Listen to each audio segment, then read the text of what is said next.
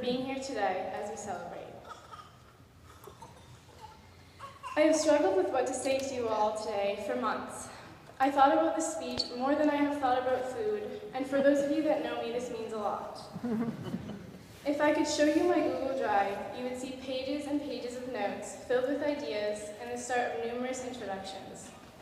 The funny thing is, although I spent most of the year searching for the right thing to say, the answer was right in front of me all along. You all have given me the answer. My speech today comes from all of you. We all have spent a great deal of time this year thinking about life. We spent so much of our year thinking about who we were, who we are, and in what direction we should be heading next. Oscar Wilde once said, "To live is the rarest thing in the world. Most people exist, and that is all."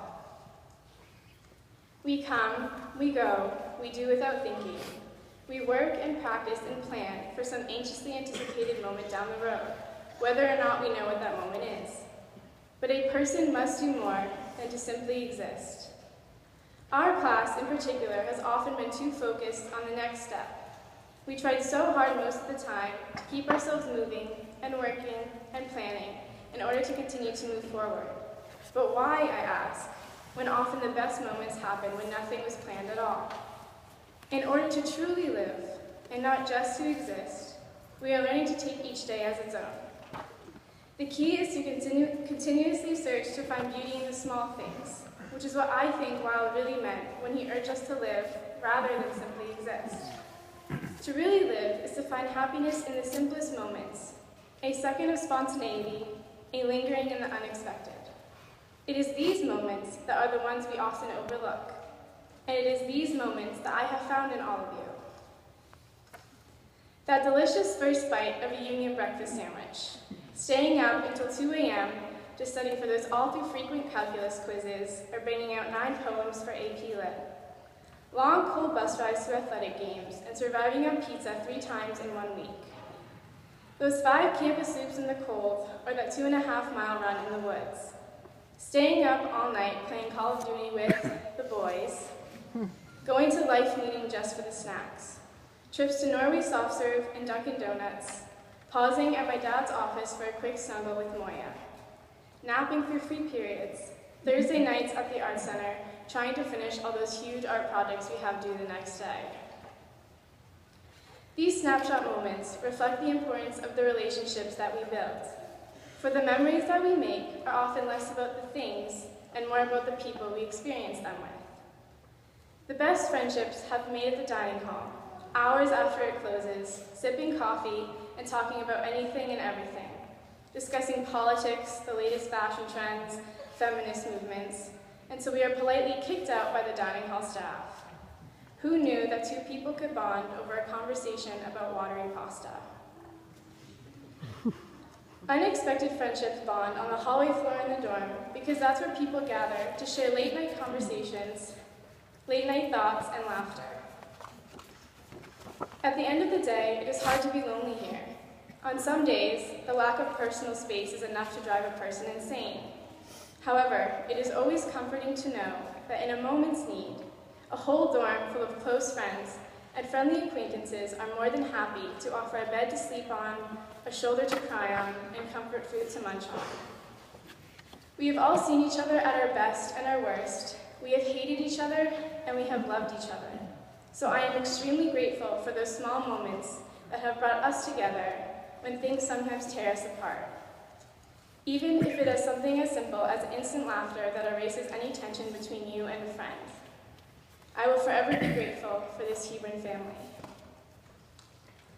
So I encourage all of you, just for the next hour or so, to forget about tomorrow and yesterday, and what you're going to have for lunch when this is all over and done with. Forget all of it. You don't have to take notes, but you should always take note. Immerse yourself completely in the here and the now, in this amazing school, and the friends sitting beside you that you love with all of your heart. Look around you, at the teachers who have spent so much time supporting and teaching us in every way that they know how, whether that be inside or outside the classroom. Think about how lucky we are to have had this kind of experience with everything that it has brought to us. the good, the bad, and the ugly. From the people we have met, to the heartaches and failures, to the challenges and successes, to the questions asked and answers given, to the nervous hellos and now the heart-wrenching goodbyes. Soak up these last few simple moments, for in no time at all, we will all be alumni. Over the course of this year, whether it was writing my philosophy of life paper for English, questioning who I am, where I want to go next, I was always looking into the meaning of life.